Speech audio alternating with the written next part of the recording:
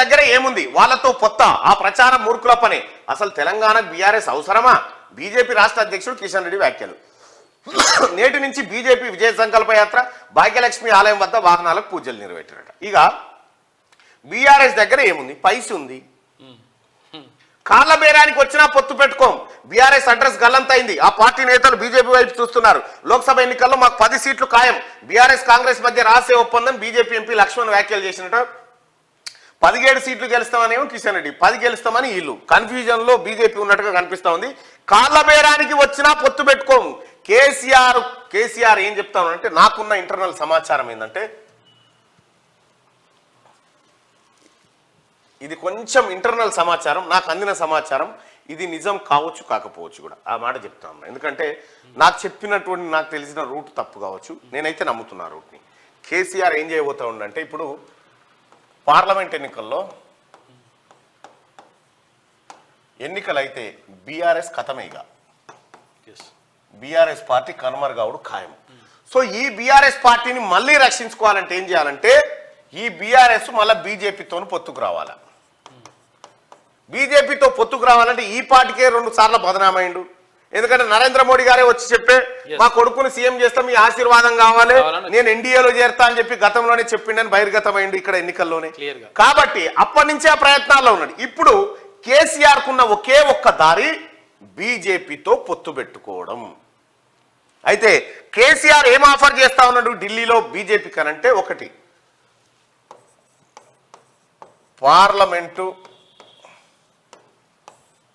ఖర్చు నేను పెట్టుకుంటా తెలంగాణలో, ఖర్చు బీఆర్ఎస్ఏ పెట్టుకుంటుంది ఒకటి. రెండోది ఇదేమో ఒకటి.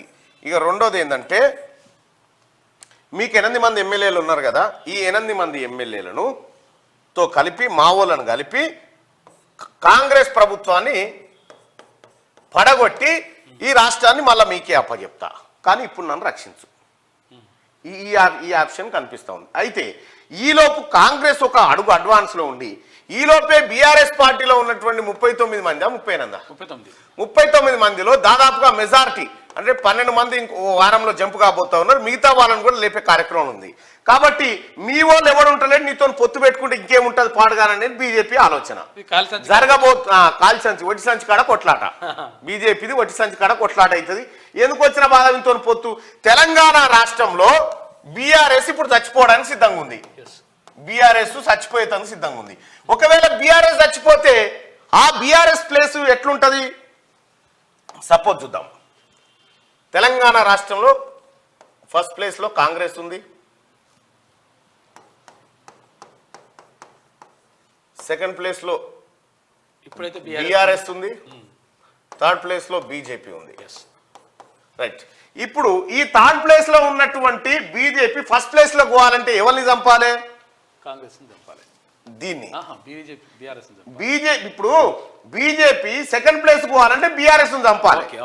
బీఆర్ఎస్ ఇప్పుడు చచ్చిపోయే దశలో ఉంది. ఈ చచ్చిపోయే దాన్ని రక్షించి మనం థర్డ్ ప్లేస్ లో ఉండు ఎందుకు? వీడు చావని మనకేం సంబంధం? ఇది ఆటోమేటిక్ గా ఖతం అయిపోతే ఇది 2వ నెంబర్కి వస్తుంది కదా. పోటీ ఈ 2 పార్టీల మధ్యలో ఉంటుంది. ఈ 2 పార్టీల మధ్యలో ఉంటుంది. భవిష్యత్తులో తెలంగాణలో బీజేపీకి ఉండేటువంటి అవకాశం ఎప్పుడు ఎన్నికలు జరిగినా కాంగ్రెస్ వర్సెస్ బీజేపీ అవుతుంది. ఇది అవుతుంది కదా. కాబట్టి ఈయనను రక్షిస్తేనేమో, ఇప్పుడు బీఆర్ఎస్ పార్టీని రక్షిస్తే కాంగ్రెస్ వర్సెస్ బీఆర్ఎస్.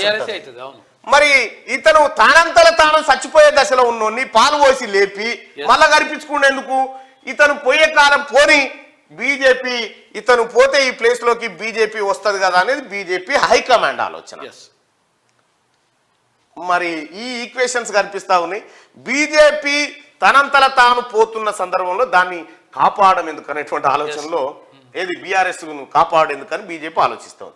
ఇది జరుగుతూ ఉంటే ఎట్టి పరిస్థితిలో బీజేపీ కాళ్ళ మీద పడైనా సరే కాపాడుకోని రక్షించుమని వేడుకోవాలి. వచ్చిన తర్వాత మళ్ళీ పానం పోయమని అడగాలి, సంజీవిని తీసుకురా అని చెప్పాలి. అంతే. ఆ పరిస్థితిలో ఉందన్నట్టు. ఇప్పుడు ఏం జరుగుతుందో చూడాలి. ఉన్న యాంగిల్స్ అయితే గిది. అయితే ఈలోపే ఇక్కడ ఈయన చేసిన ఫస్ట్ ఆప్షన్ ఉందిగా, పార్లమెంట్ ఖర్చు చేస్తా ప్లస్ నీ 8 మందికి నా ఓళ్ళని యాడ్ చేస్తా. ఈ నీ ఓళ్ళనే లేకుండా Congress party already sketch start చేసింది. ఇవాళ చేర్చుకోవాలా వద్దా, ఎంతమందిని చేర్చుకోవాలి, ఎప్పుడు చేర్చుకోవాలి డిసైడ్ చేయడానికి రేవంత్ రెడ్డి గారు ఢిల్లీలో దిగినట్టుగా కనిపిస్తా ఉంది. అంటే మొత్తం ఈ స్ట్రాటజీ అన్నిట్లలో, ఈ మొత్తం 3 స్కెచ్లలో కాంగ్రెస్ కొంచెం అడ్వాన్స్ గా ఆలోచిస్తా ఉంది. బీజేపీ కూడా ఆచితూచి పరిణామాన్ని గమనిస్తా ఉంది. ఇటైతే ఇటు ఇప్పుడు బీఆర్ఎస్ లేపుడు కంటే బీఆర్ఎస్ ఖతం చేస్తేనే పని అయిపోతుంది అనేది బీజేపీ ఆలోచన. ఎటొచ్చి ఇప్పుడు కుడిదిలో పడ్డది ఎవరంటే బీఆర్ఎస్ పార్టీ. బీఆర్ఎస్ పని అయిపోయింది. బీఆర్ఎస్ పని అయిపోయింది. బీఆర్ఎస్ పార్టీ కనుక ఖతం అయిపోతే మిగిలేటి 2 తెలంగాణలో. ఇప్పుడు ప్రధానంగా ఈ 2 పార్టీల మధ్య ప్రధానంగా పోటీ ఉండడానికి కూడా కారణం ఏంటంటే ఇప్పుడు ఆడ ముఖ్యమంత్రిని చేసేది లేదు, ఈయన ప్రధానమంత్రి అయ్యేది లేదు, బాతాల పోసిరెడ్డి ప్రధానమంత్రి అయ్యేది లేదు, ఈడో 2 గెలిచి పీకేది ఏం లేదు. కాబట్టి తెలంగాణ ప్రజలు కూడా బీఆర్ఎస్ గురించి పెద్దగా ఆలోచించారు. ఇప్పుడు ఏమున్నా తెలంగాణ రాష్ట్రంలో జరిగే పార్లమెంట్ ఎన్నికల్లో కాంగ్రెస్ వర్సెస్ బీజేపీ మధ్యనే అత్యధిక స్థానాల్లో ఒక ఫైటింగ్ కనిపిస్తుంది. ఎటొచ్చి లాగలు కొట్లాడుకొని దూడలు కొట్లాడుకొని బిడ్డన్ బాయిల్ వేసినట్టు అయిపోయింది. ఈ పరిస్థితి వచ్చింది బాతాల పోసిటికి. ఇది ఎక్స్పెక్ట్ చేయలే మనోడు కేసీఆర్. నేనే ఈ 2 తోకలు పాడి ఆడిస్తా అనుకోండు, కానీ ఆడి 2 ఒకటేసారి తిరిగేసరికి ఇప్పుడు ఉల్టా అయిపోయింది కథ. త్వరలో ఢిల్లీకి కేసీఆర్ పలువురు జాతీయ నేతలను కలిసి. ఎందుకు ఢిల్లీకి కేసీఆర్ అని అంటే ఈ బీజేపీతో పొత్తు. ఆల్రెడీ బోయినపల్లి వినోద్ కుమార్ అక్కడ లైనప్ చేస్తా ఉన్నాడు, ఎవరెవరిని కలవాలి, పొత్తు కోసం ఏం చేయాలని. వాళ్ళేమో దగ్గర రానిస్తలేరు. ఒకవేళ బీఆర్ఎస్ పార్టీ కనుక బీజేపీతో పొత్తు పెట్టుకుంటే బీజేపీకే నష్టం, మళ్ళీ నష్టం అవుతుంది, కాంగ్రెస్ కు లాభం అవుతుంది, బీజేపీకి నష్టం అవుతుంది.